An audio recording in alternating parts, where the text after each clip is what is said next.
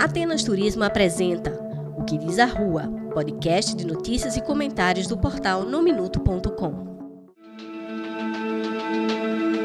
Olá, sejam bem-vindos. Este é o podcast O que diz a Rua, nesta quarta-feira, 14 de julho de 2021. Os destaques deste episódio. Fiocruz reafirma que o intervalo de 12 semanas da AstraZeneca produz resposta imunológica mais robusta. Bolsonaro dá entrada no hospital com dores abdominais. Rogério Marinho liga Omar Aziz à pedofilia. Ministro do Desenvolvimento Regional fala em candidatura ao Senado. Fica com a gente, nosso podcast está começando agora. No Minuto apresenta O que diz a Rua, seu podcast de notícias e comentários. O dia começou hoje com a notícia do presidente Jair Bolsonaro no hospital. O chefe da nação deu entrada no Hospital das Forças Armadas, em Brasília, na madrugada desta quarta-feira, com dores abdominais e fez uma série de exames. Já no meio da manhã, o presidente estava bem e sem dores, disse a assessoria dele. Em função dos problemas médicos de Bolsonaro, foi cancelada a reunião que estava marcada entre os presidentes dos poderes judiciário, executivo e legislativo prevista para esta quarta-feira. A Fiocruz, que produz a AstraZeneca no Brasil, reafirmou em nota que o intervalo de 12 semanas produz uma resposta imunológica mais robusta no combate à Covid, além de permitir a imunização de um número maior de pessoas. A Fundação Carioca citou estudos britânicos e canadenses sobre a eficácia da vacina contra a variante Delta em suas formas mais graves já na primeira dose. O ministro da Saúde, Marcelo Queiroga, criticou duramente a decisão de governadores e prefeitos de encurtar o intervalo entre as doses e anunciar a vacinação de adolescentes. Segundo ele, essas decisões unilaterais rompem o pacto em torno do Programa Nacional de Imunização. Pelo menos 10 estados encurtaram o intervalo entre as doses da AstraZeneca. O Rio Grande do Norte está fora desse grupo. A Secretaria Estadual de Saúde comunicou que segue as orientações do Ministério da Saúde neste ponto, mantendo o intervalo entre as doses da vacina em 90 dias. A meu ver, o Rio Grande do Norte deveria antecipar a segunda dose da vacina contra a Covid-19 para criar uma barreira contra a variante Delta, extremamente transmissível. Vamos ver o que acontece.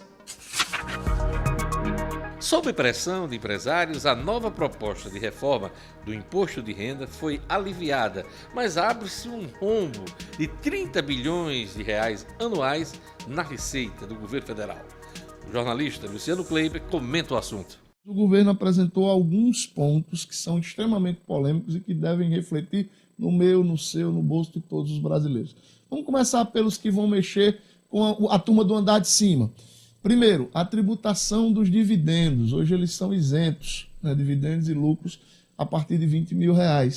Esses dividendos passariam a ser tributados em 20%. E aí isso bate diretamente, por exemplo, nos profissionais liberais, advogados, médicos, dentistas. Esse pessoal vai passar a pagar um valor alto de imposto. A turma que é PJ, né? A turma que é PJ. Além disso, Diógenes, o governo está propondo o fim do incentivo para a indústria farmacêutica, perfumaria e de higiene pessoal. Alguém pode dizer, mas incentivo tem que cortar mesmo. Isso vai refletir no preço dos produtos. Claro, todo esse pacote aí, indústria farmacêutica, tá? Remédios, shampoozinho, sabonete, exatamente, creminho para os braços, para as mãos. Tudo isso vai aumentar de preço, tá, Diógenes? Também está previsto, Diógenes, o fim da isenção do imposto de renda para auxílio moradia e auxílio transporte dos agentes públicos. Alguém pode dizer, mas isso vai mexer na turma lá do lado de cima. Vai, mas também vai mexer na turma de baixo. Né? Quem recebe seu vale transporte, seu auxílio moradia da turma de baixo também vai ter. O vale alimentação também, parece que vai dar uma mexida. Exatamente, também, né? Auxílio alimentação. Então, o que é que vai acontecer, Diógenes? O que é que pode acontecer? Algumas empresas podem simplesmente cortar esse benefício na hora de fechar suas negociações coletivas, tá? Também está previsto, Diógenes, e esse é um dos pontos mais polêmicos, o fim do incentivo para geradoras termoelétricas. A gente está vendo aí agora que as termoelétricas já custam muito alto encarecem bastante a conta de energia e o relatório prevê o fim de alguns incentivos que ainda existem para elas. Ou seja, o custo de colocar em funcionamento essas termoelétricas vai ser ainda maior, Diógenes. E aí, claro, tem um outro ponto positivo, que é aquela questão do projeto que barra os super salários, né, e a atualização da tabela do imposto de renda da pessoa física. Esta, inclusive, é bastante polêmica, porque junto com ela, a proposta prevê uma maior restrição para as declarações simplificadas. E isso deve impactar alguns milhões de brasileiros que hoje usam aquele modelo simplificado de declaração do imposto de renda. Essas pessoas passariam a pagar mais imposto. Então, é um relatório polêmico, é um relatório, até onde se divulgou ontem, alinhado com o ministro Paulo Guedes. Eu não consigo entender como é que o ministro Paulo Guedes se alinha a uma proposta que prevê um rombo de 30 bilhões de reais nas contas públicas e ainda assim tem um pacotezinho de maldades ali, de pontos polêmicos, mas vai para discussão na Câmara e aí vão começar os lobbies, vão começar as movimentações, vamos ver onde é que isso vai parar. Desde ontem muita gente fazendo conta, né, de todos os setores para ver o impacto dessa reforma tributária na conta das empresas, na conta do trabalhador, na conta de todo mundo, né? Inclusive do consumidor. De um modo geral, vai sobrar dinheiro para o pão? Tomara, pelo menos para o pão, né, Diógenes? O governo acenou... Passar um zap aqui para Dina. Dina, segura o dinheiro segura do pão. O pão. Segura o dinheiro do pão. O governo acenou ontem muito com essa questão da redução da carga tributária. Mas primeiro é importante destacar que tudo bem, ok, é uma redução, mas é só 0,4 ponto percentual, né? Então, é muito pequena a redução geral, mas eu acho que influencia em muitos pontos que precisam ser detalhados. Nos próximos dias vão surgir novos detalhamentos e, claro, alguns pontos desses vão ter que ser revistos dentro do Congresso. No Minuto apresenta O que diz a Rua, seu podcast de notícias e comentários. O ministro do Desenvolvimento Regional, Rogério Marinho, tirou 10 dias de férias, mas tem trabalhado como nunca, principalmente do ponto de vista político. Ele deu a entender hoje que trabalha uma candidatura ao Senado. Tenho conversado com pessoas que têm afinidade conosco aqui, com deputados, com prefeitos, com vereadores. Eu tirei 10 dias de férias, estou em Natal desde segunda-feira. Tenho conversado intensamente com esses personagens políticos nas minhas férias, né? Na sexta-feira que eu vou tirar 5 dias de descanso.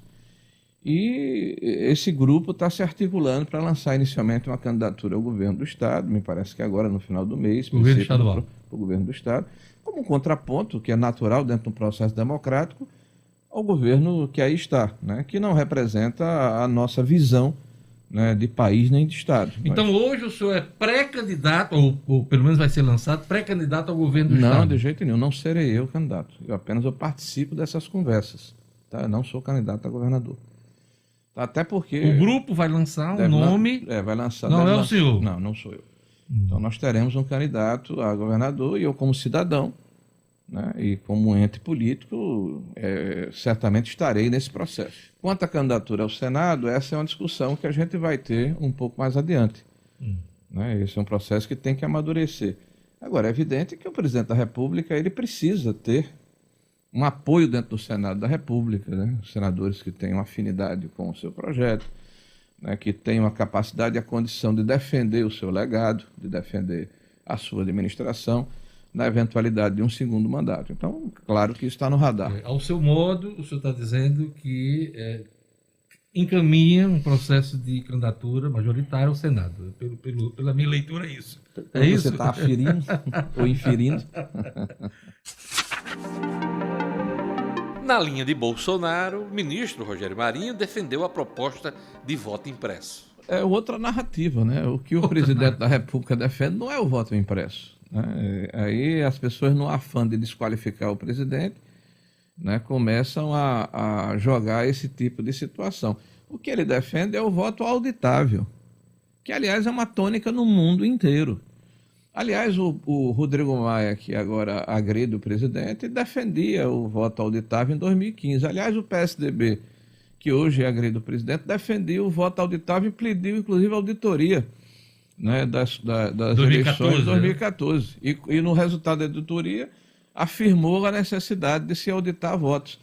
Aliás, o próprio Lula, até 30 dias atrás, o seu partido defendia o voto auditável. Então, como o presidente defende, hoje, aí governo, sou contra. Tudo que o presidente defende hoje, uma parte substancial da imprensa e do establishment brasileiro se coloca contrário, porque ele está a favor. Mas o ministro está faltando apoio nos partidos da base dele na Câmara, né? É porque na houve, discussão porque houve voto auditável, né? Porque houve, me desculpe, Diorne, uma interferência indevida de um poder sobre outro. O que o ministro Barroso fez é impensável numa democracia. O que o ministro Barroso fez é indecoroso. Mas ele é o presidente ele, como do presidente TSE, do Tribunal Superior Eleitoral e como ministro do Supremo Tribunal Federal, saiu da posição em que se encontrava de ser árbitro, juiz, magistrado, e entrou na briga política. Foi ao Congresso Nacional trabalhar contra uma ação que depende do Legislativo. Convidado pelos parlamentares para falar sobre ele tivesse a dignidade de dizer que não ia. Nós estamos numa democracia, a independência dos poderes é uma cláusula pétrea da Constituição. Infelizmente, hoje, as pessoas que vão julgar, principalmente os altos magistrados, infelizmente, estão dando entrevista a respeito de temas que vão julgar. Mostram opiniões políticas, interferem no processo que o Legislativo e o Executivo são soberanos. Isso é realmente muito complicado para o processo democrático. Então, esses excessos, eles às vezes... Quando a pessoa, porque o presidente foi muito duro, muito ríspido. Talvez o presidente, na sua simplicidade, uma pessoa que fala a linguagem do povo, às vezes ele fala de uma forma mais dura, mas o faz porque há uma provocação. Então, se cada um ficasse no seu papel, o legislativo legislando, o executivo fazendo o seu papel de coordenar e comandar o país, de organizar o país, e o judiciário julgando as querelas que, porventura, possam ocorrer dentro de um processo de controle da legislação, e não interferindo politicamente no processo. Eu, sinceramente, estou muito preocupado com esse problema, porque o voto auditável me parece que não teria como ser contrário pela questão de bom senso. Por que você não quer auditar a possibilidade de auditar uma urna? Qual o problema disso? Me parece complicado e estranho. Ao defender as ações do presidente Bolsonaro, mesmo as reações mais agressivas, o ministro Rogério Marinho fez duras críticas aos senadores que comandam a CPI do Senado, Omar Aziz e Renan Calheiros. Aziz chegou a ser acusado de pedofilia. O presidente está sendo acusado, Diógenes, de ter superfaturado uma vacina que sequer comprou, de ter recebido propina de uma coisa que não aconteceu. O presidente está sendo acusado de ter recebido na sua casa um deputado que apresentou um documento que formalmente só chegou ao Ministério 2 dias depois. Então, as narrativas são tão fortes, e essa é a 10ª narrativa que é feita nessa CPI. A CPI tem um relator, que é o eminente senador Renan Calheiros, que tem 18 processos no Supremo Tribunal Federal e está dando lição de moral ao Brasil.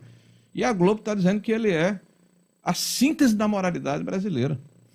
Nós temos um presidente do Senado que teve, da CPI, que teve a sua família presa por corrupção. O senador Omar Aziz. Omar Aziz, e acusado de pedofilia, e é outro que constrange as pessoas que lá vão. Ficou um arremedo, ficou um circo, ficou uma comédia.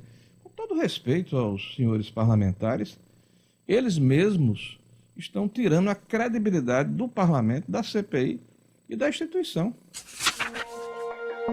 Sem esconder o incômodo, mas sem fugir à pergunta, o ministro falou sobre as acusações em torno do orçamento secreto. Vamos acompanhar o que ele disse. Nós vivemos num momento em que as narrativas, muitas vezes, elas superam a realidade dos fatos. Não há lei mais importante no país do que o orçamento. Você acompanhou Brasília há muito tempo e sabe que essa lei é a espinha dorsal da atuação tanto do parlamento como do executivo. Então, primeiro você denominar de secreto uma lei que é votada à luz do dia pelo Senado da República e pela Câmara Federal, me parece não só um exagero, mas uma forçação de barra. Depois, historicamente, os relatores dos orçamentos sempre interviram na elaboração da legislação. O governo manda um orçamento para o legislativo, e lá ele é modificado pelo parlamento através da comissão mista de orçamento. Você tem as rubricas chamadas RP2, que são de exclusividade discricionária do Executivo. Aí vem RP1, RP2, RP3, RP4, que é o resultado primário e denominado por um número específico. Sempre houve as mudanças, só que não havia a digital do relator, no caso. Né? Agora foi criado o RP9, ou seja, a emenda de relator. Então essa mudança, ao contrário do que apregou, não tem nada de secreto, passou a ser exposto. Ali está a intervenção feita pelo Legislativo, não está mais dentro dos resultados primários que eram de discricionalidade do Executivo, ficaram evidenciados. Agora, há um volume maior agora? Sim, há um volume maior e há discricionalidade por parte do Parlamento, o que é uma mudança que começa em 2015, quando então o deputado Henrique Alves era presidente do Congresso Nacional, Câmara Federal, e inicia a questão do orçamento impositivo.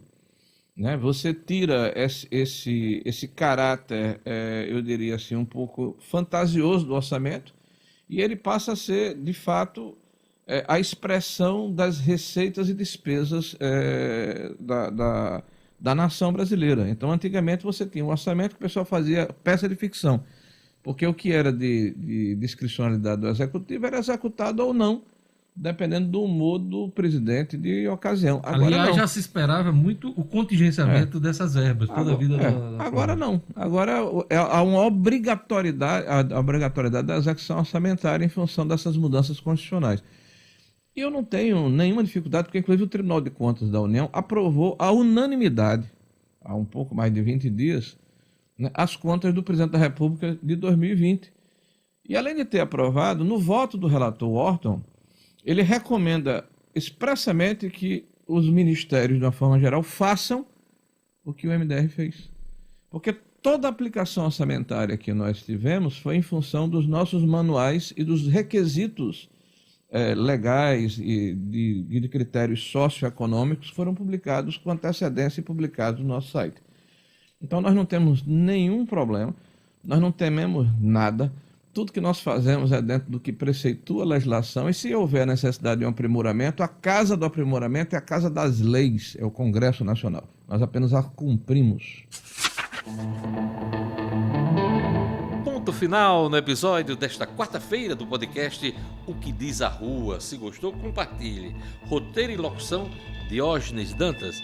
Edição de áudio, Fladson Soares. Produção, Fati Belena Albuquerque e Maria Luísa. Realização, Portal no Minuto.